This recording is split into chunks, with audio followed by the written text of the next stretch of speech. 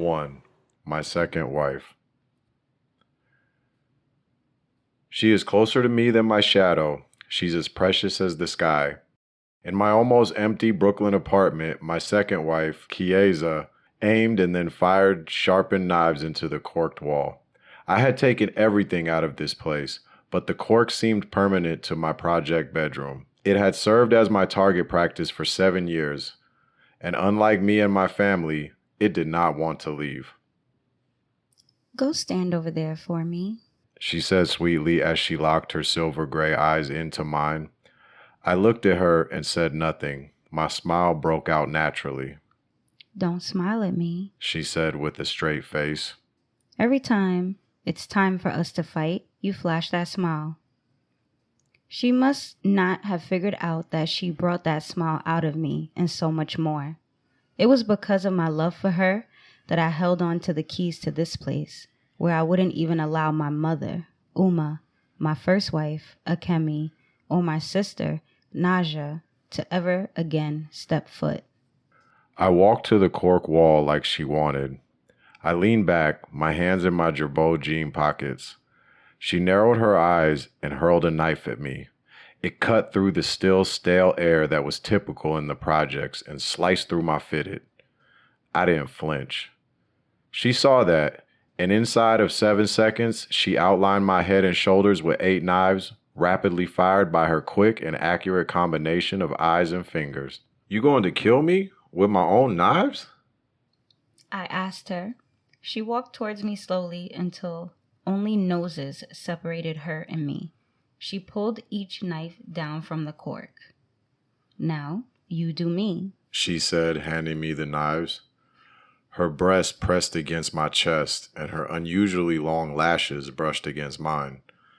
The last thing on my mind was taking aim at her with a weapon, and she knew it. Chiesa, my second wife, is a badass, a flawless-skinned, pretty-faced, thick-haired, doe-eyed, ballerina-bodied, ninjutsu-trained warrior. Pretty and precise, she is disciplined to the extreme, same as me.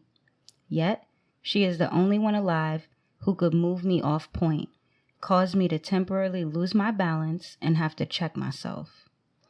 The unusual combination of her deep, fiery soul, her soft-spoken manner, her sharp mind, her vibrant energy, and exquisite body, topped off by the intensity of her loyalty, moved me continuously, and I couldn't keep off of her. It had gotten to the point where she sometimes had me questioning things and matters that I've never questioned myself about before. Boldly, she had become a Muslim woman at age 16. She accepted Islam on her own without me asking her to do it or having to recite her any truths from the Holy Quran.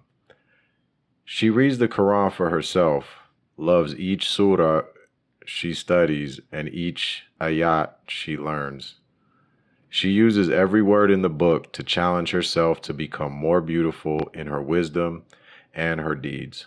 For her to love the faith like any Muslim born on Islamic land and raised with the Muslim example and lifestyle surrounding her made her irresistible to me.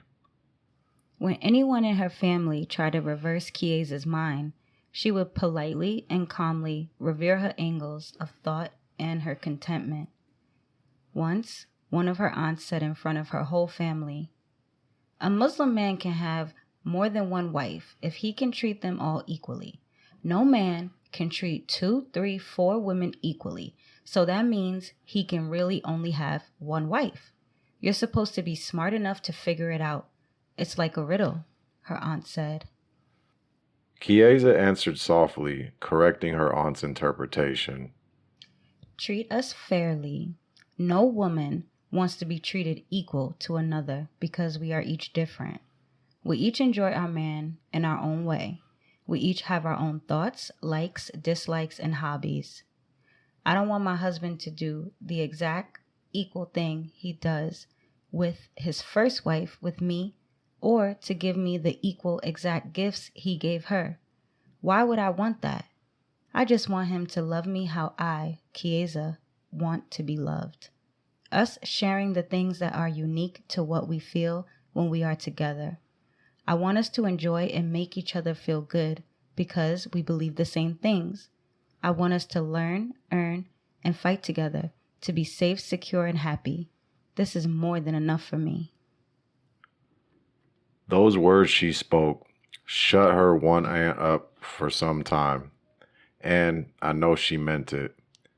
When we first settled into our new home in Queens, the house that Uma and I purchased with the money that we both earned through our company, Uma Designs, Chiesa chose the smallest bedroom for herself. She set her bedding on the floor the way she was most comfortable. She lined up her books, mounted her swords, folded her clothes, set up her oils, potions and creams, brushes, hairpins and combs, and told me, You are definitely welcome. Come whenever you want to see me. You know I'm from a military family. I am an expert at waiting. Her words put me at ease. I was always 100 that I could protect and provide for her and love her. I never wavered on that. But she made me certain that although we have a teenage marriage and she is my second wife, who left behind her parents, her country, and her action-packed life of excitement, she had no regrets and that I made her happy.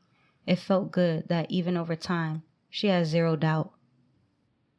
Now she was touching my 9mm. I had laid it on the kitchen counter, away from both of us and towards the wall. We were in my Brooklyn hood, my old apartment, so of course I kept it close.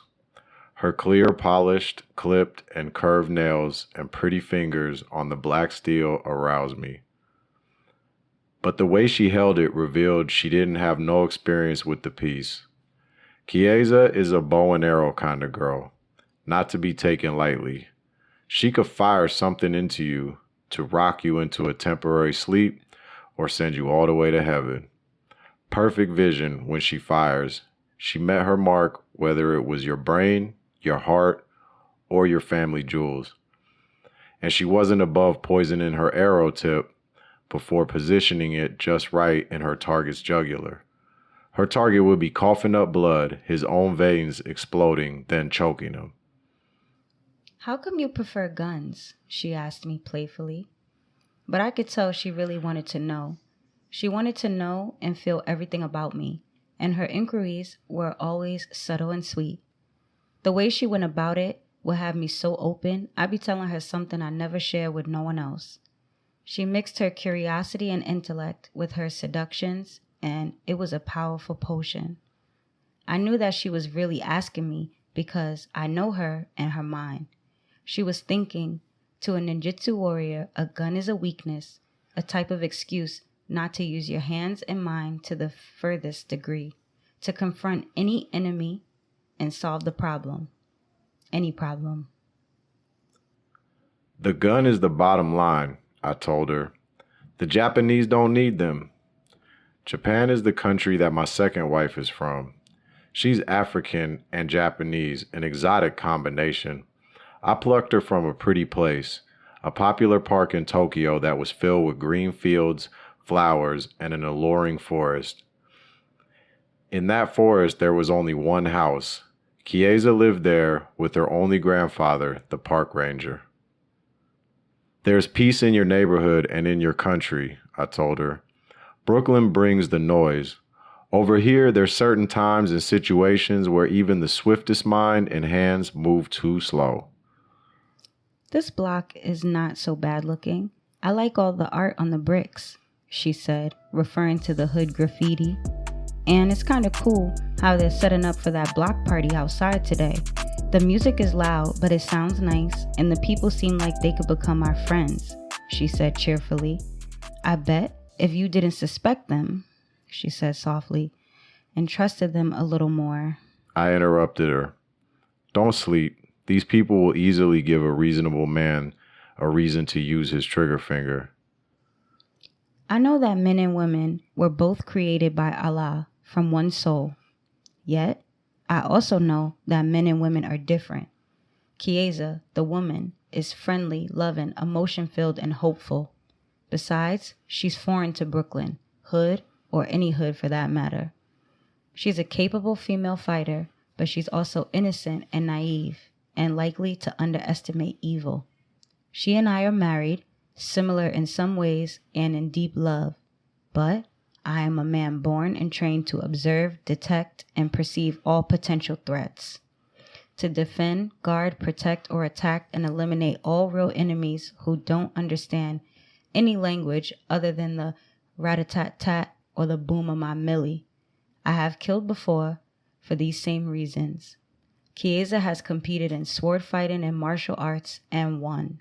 She has fought, poisoned, injured, and intercepted some enemies in real-life conflict, but she has never killed. Now that she is my wife, she won't have to. I'm here for the sole purpose of protecting and providing for and loving my women. And in the future, for raising my sons to do the same for their women and families. Inshallah. Guns seem messy, she continued in her soft expressions while caressing the steel. They make too much noise. She held it now, with both hands. The silent kill is superior, she said. I have a silencer, I told her. I don't leave it lying around. If you get snagged with it, you do 7 extra years, separate from gun possession charges. 7 years, she said. That's too long. And separate from the other charges? That's too much. She retreated to silence for some seconds, returning the gun to its position on the counter and pulling back her palms. Then her eyes shifted from the gloom of that thought. You know what I want? She asked, her eyes searching me now to see if I was giving her question real thought and if I was sharp enough to guess. I was listening carefully now. I wanted to know all of her wants, everything she wanted right now and even in the future. I would be the one who was getting it for her, eliminating her need to need another human besides me, even her father. A crossbow. Have you seen one? It's cleverly designed, a quiet, thorough, neater, cleaner weapon, but still super deadly. She sounded like she was describing herself. What would I do with that? I asked her. Run out into the woods, she said. Now she held her pretty arms in position as though she was firing her crossbow. I'd climb a mountain, track down the bad guys, monsters, and witches, or avenge anyone who tried to take what I love. She approached me, then pressed her thick, moist, and warm lips onto mine. My tongue moving over her tongue, our heads tilted, and there was only our breathing, sucking, and sincerity mixing with our silence. Her black silk yukata dress was easily released. She knew when she put it on this morning. As we trekked and trained over here to Brooklyn, what we came to do. My place in the projects was more of a hut than a palace. It definitely wasn't the nature-filled, beautifully blossoming gardens and forests where she had lived. This was an all-cemented place that couldn't compare to the wilderness that she and I had traveled through together, or to eventually climbing over the mountains of Hokkaido as we fell in love. I knew her soul still craved all of that adventure that we shared. But I also knew that my hut in the projects was where I am right now, and as long as I'm anywhere, she would willingly and voluntarily choose to be right beside me. Bare backs and bare butts, we were both in the living room now on the warm, hard floor, sitting in the spotlight from the powerful sun. Our sauna was natural. The living room windows were shut tight. Chiesa began gently rocking her pretty thighs from side to side, releasing her subtle scent. I watched, wanted to make her wait while observing her dark brown nipples swelling on her golden breasts. I knew she wouldn't like me staying still and staring because this was her exclusive time with me alone and she cherished it. She started kicking me playfully. Only our feet fought. I cheated, grabbed hold of her right ankle and dragging her. She began laughing but still tried to leap up with her left. Off balance, she fell. I broke her fall, and now our bodies were entangled. I reached back and snatched off from the floor the cloth belt from her yukata. Oh, no, you don't. She raised her voice playfully at what she smartly suspected she had coming. We tussled. I won. Her hands were now tied behind her back. She liked it. I flipped her, then licked her left nipple, then her right. I pulled back. Don't stop, She whispered. I knew her nipples were super sensitive. I began sucking one nipple and not the other. I moved my hand down her curves and rested it on her waist. Stop playing, She begged, and I moved my hand between her thighs and she moaned. I pushed my thickest finger inside her pussy walls, locked around it tightly, and thumped rhythmically. When I began kissing her, she was breathing hard but still tried to launch a sneak attack and flip me with her feet. I'm smiling. Don't smile at me, she said, trying to mount me because I hadn't mounted her. We wrestled. My stiff as steel joint didn't give a fuck about the game I was playing. In moments, I was deep inside of her, pushing and thrashing, and the feeling was so extreme. I love you. Her lips passionately pushed out, causing me to fuck her the way I knew she needed to be fucked in that moment. We were moving and feeling and changing positions and postures. Warmer than warm. Our emotions were heavy like that, and only our breathing was heavier. Our mutual deep attraction, our mutual deep admiration, our mutual deep love, loyalty, and deep affection, our mutual faith, feelings, and friendship all exploded, and I came pouring into her. She was quiet now, still shaking from her own eruption. She turned on her side to face me, so I faced her, watching her slide her slim finger in the sheen of my sweat. One of us should open that window, She said. Her silky Japanese hairstyle turned into a long, wild African bush. Me digging it either way because it's all her. Checking her out, I eased up, reminding her that we're both naked. She sat up. I know, she said sweetly. I kissed her, just pushed my lips against hers. Her now relaxed nipples turned into Kalamata olives. In less than 1 second, we were both swelling again, and she leapt at me. Her hips spread in my lap, and I touched her up until I was doing sit-ups between her thighs. Chiesa, my second wife, was no longer the unknowing virgin I had first met. She was swinging those hips, completely comfortable with our naked bodies. She craved that friction and would have an outburst when her feeling reached an unbearable high. Her voice echoed in my mostly empty apartment, where she and I needed to be alone to get wild and dive all the way into our thing. Her second shaking, and I wasn't sure she wasn't done. Athletic and competitive, she has endurance, yet in her eyes I saw complete surrendering to me. From a 16 years young feline fighter unaccustomed to surrendering. How come I love you so much? She asked me intensely, as if she needed to have an answer from herself. I love you more than Konichi, she said. Konichi is her American mare, a horse her father bought her, which she left behind in Japan after I married her. You love me more than your beast? I smiled, saying it out loud so she could hear how it translated in my ear. She laughed a little too, then stopped smiling. I love you more than my mother, she said, pushing each word out from her heart. The air thickened and the room fell silent, even with the music from the streets thumping outside our closed windows. We both knew she meant it. She'd never say anything she didn't mean. And for the words that strong and heavy, silence was my only response.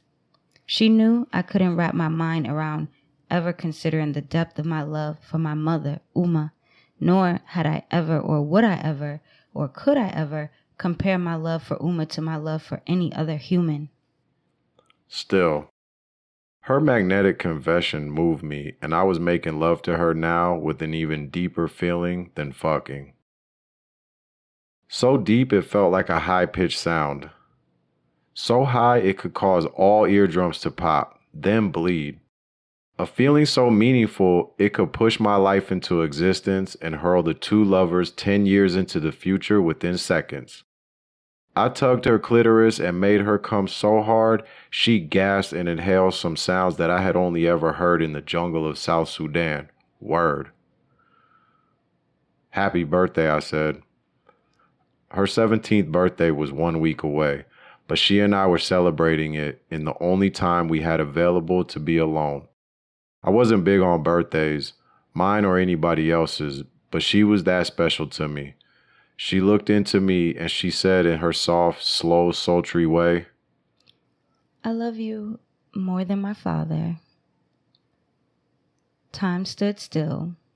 I couldn't move. She couldn't move. Even our eyes couldn't blink.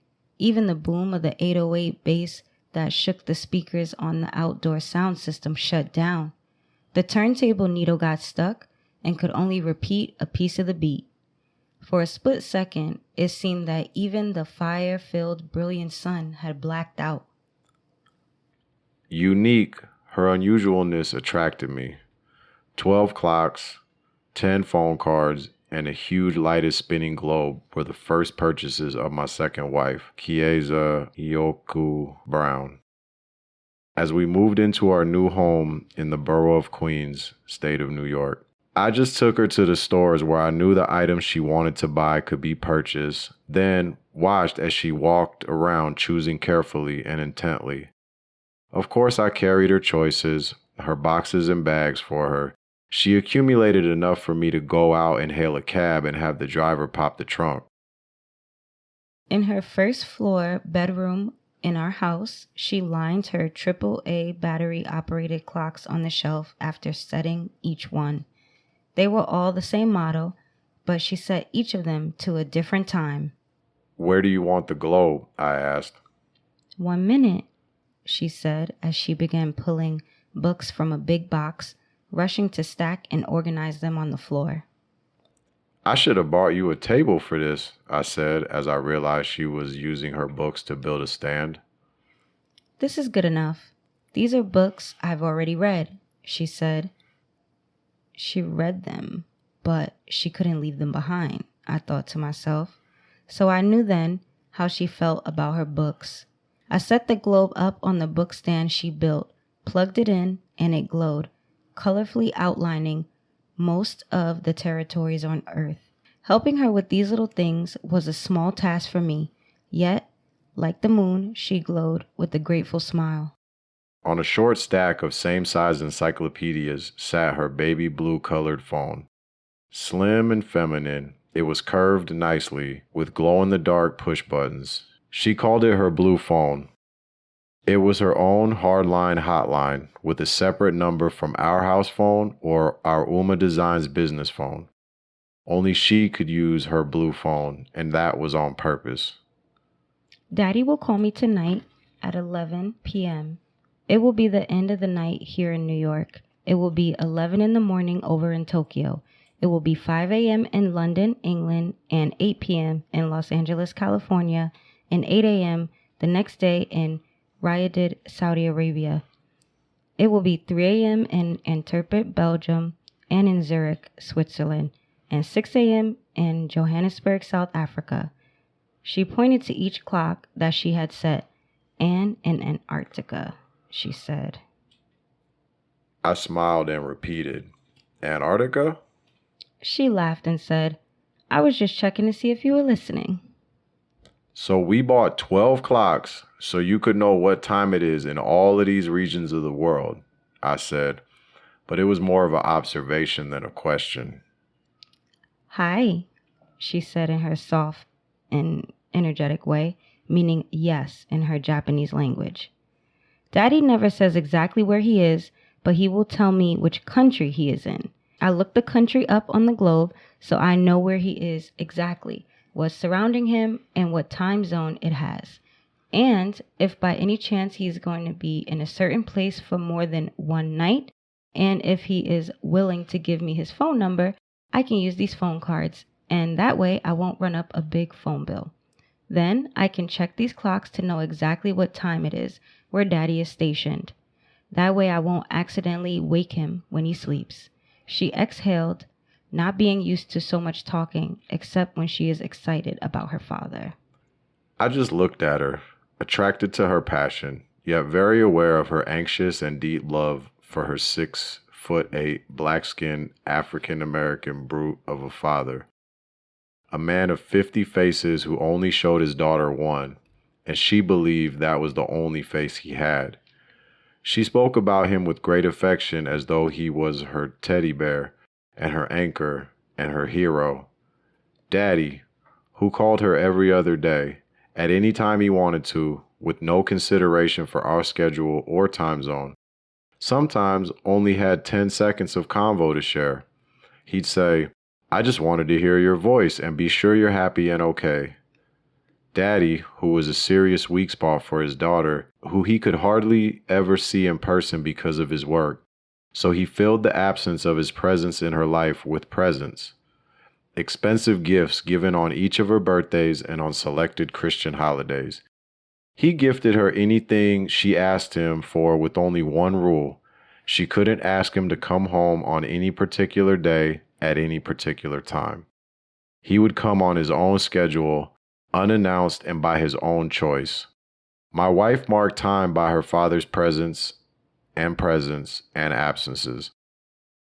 The presents were gifts that no young husband who, although he is a hard worker and is steadily building his business, could match.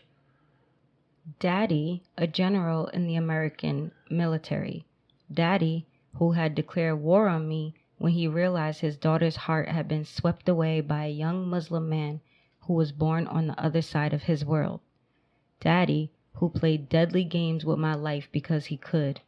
Daddy, whose last words to me before I left Asia with his beautiful 16 years young daughter, who I wifed, were, "Take great care of my daughter, or I'll find you and kill you." Now his daughter, who is definitely my wife, lay naked on the hot floor beside me on her early 17th birthday party, stroking my joint with her pretty fingers, kissing me lightly with her pretty lips, hypnotizing me with her pretty eyes, and stroking my calves with her pretty toes, saying she loved me more than him. My presence had outdistanced his presence, and our intimacy was an area where he naturally could never go, and our closeness was sealed, a bond never to be broken. The metal tapping against the metal door unlocked time. "Uh-oh, no," Chiesa said seductively. No one was supposed to knock on my project apartment door. Even when my family lived here, no one did. And for the time that Chiesa and I had been coming here, no one else came and no one else was invited. She licked my lips and her tongue fucking delighted me. Just as I moved to go in her, a voice within me ordered me to get up.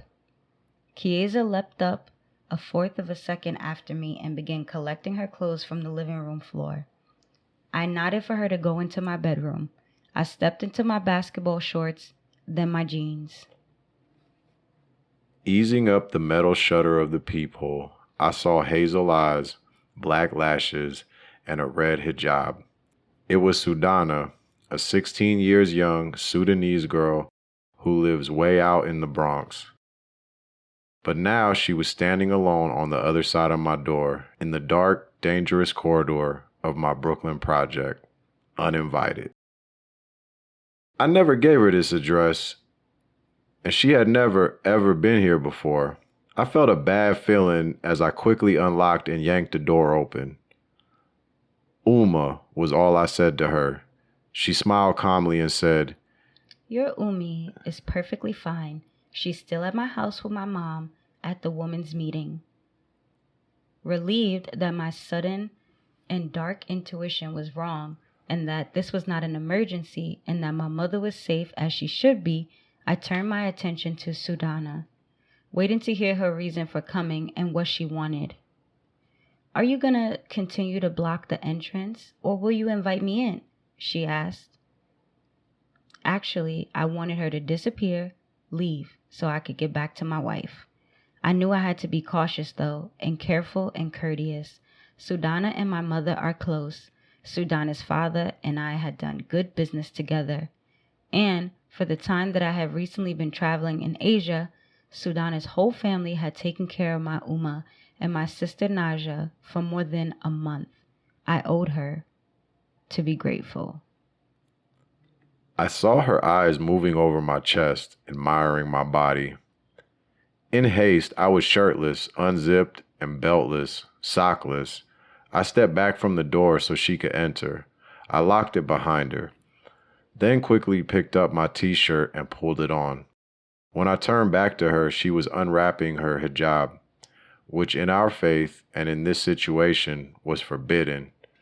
There was no blood relation between us, and I was a man who could marry her, and she was an unmarried young woman. Her long hair was shining like she taxied over here fresh from the salon. She was watching for my reaction, now that she had showed me what I had never seen before. I gave off nothing. I knew she felt it. She moved her eyes slowly around the living room. First, she looked back towards the front door. She paused on Chiesa's kicks, neatly placed against the wall.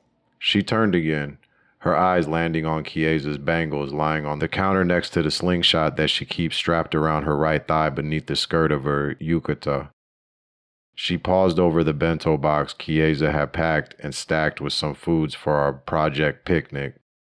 Then Sudana stood staring at the only half-closed bedroom door. She twisted her body slightly, and her gaze landed on my 9mm, then eased back onto me. She had a serious stare now that she had surveyed everything. Her eyes were moving over me.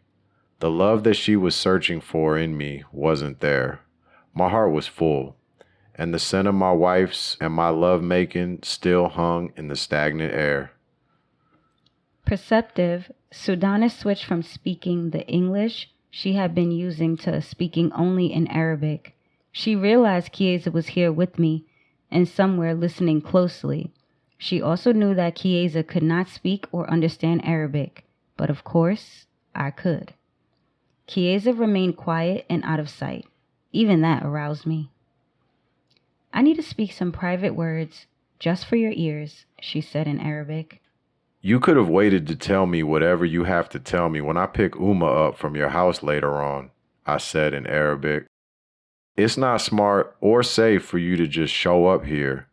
I walked over and picked up her hijab. Put it on, I told her, and then I heard the shower splash on in my bathroom. My mind switched. I pictured Chiesa naked in the downpour. Can you do the same thing to me that you did to me on our first time? Chiesa had asked me. All this time, I have been walking around believing that I was doing everything right and that these other non-believing girls were all wrong, Sudana said. I didn't like her referring to my second wife, who was not born into Islam, but who is Muslim by choice, as kafir, meaning non-believer in Arabic. Sudana continued in Arabic with soft but strong emphasis and attitude. But I figured out when you came back from Japan with wife number 2 that these other girls must have been right all along, and I must have been wrong. Sudana, I interrupted her. No, please let me finish, she said. I've been wanting to say this for more than a month. I've been slowly getting up the nerve. I had been waiting for the opportunity where I could speak directly to you, just the two of us. But the chance never happened. We were always surrounded by so many. The whole time since you and I first met, I was doing everything you wanted and everything you asked me to do, and caring for your Uma as much as my own mother, even after you returned from Asia, shocking me with this second wife, acting all cool, calm, and casual. Sudana's voice stayed in a controlled tone, but her emotion was rising.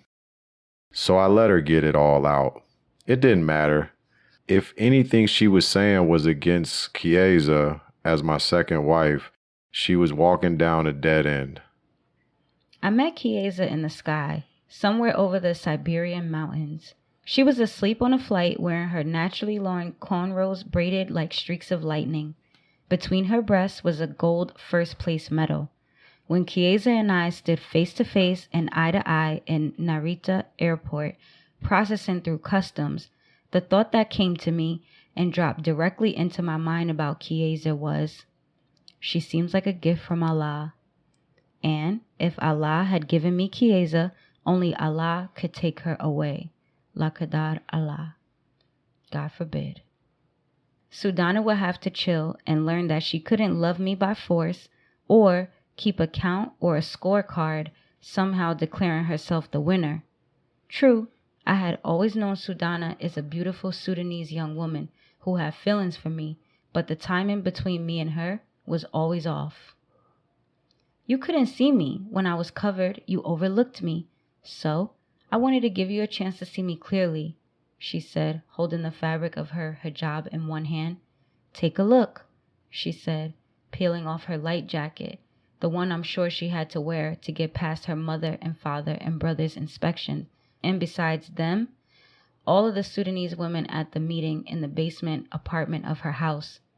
Her red but sheer blouse showcased the cut of her satin bra and perfect figure. She spun around slowly, her jeans hugging her hips, her feet turning in her new red heels, which she wrongly and defiantly didn't remove when she walked in here. Oh, these, she said, stepping out of those red heels. Same as I stepped into them, I can step out of them. Her toes were revealed, red polish dusted with crystals. I eased my eyes up and away from her feet. Still, she stood posing and clutching her new red Coach saddlebag. Here I am, Sudana Salim Ahmed Ghazali, from our country, speaking our language, from our people, a believer, a Muslimah, same as you, Musliman. There can't be anything wrong with any of that. I know those are the things that you like, the same things that you love about your mother, Uma. The only things left has to be that you didn't see me. Because I was always covered, you didn't notice that. Ana ahla mina. I'm prettier than her, she continued in Arabic, referring to Chiesa by shifting her eyes to the back room. Then Sudana uttered, I'm more beautiful than both of them, referring also to my first wife, Akemi. Chiesa came hurrying out of the back bedroom in her black lace bra and matching panties, her yukata half on, half off. In a frenzy, she tied her black yukata and dove for her black pumas. I saw Naja outside running, Chiesa said, now down on one knee tying her laces. It couldn't be Naja. I left her downstairs indoors with Miss Marcy, Sudana said with confidence. Naja told me that she missed Miss Marcy, she added. She was speaking to my back because I was already out the door. It didn't matter what Sudana said. Chiesa has perfect vision. I was 100 that whatever my wife says she saw, she saw. I had my little sister Naja in my first mind, with my Nikes on my feet, my 9 in my hand. I was on the stairwell. Bulbs were broken and it was darkened. I was headed down.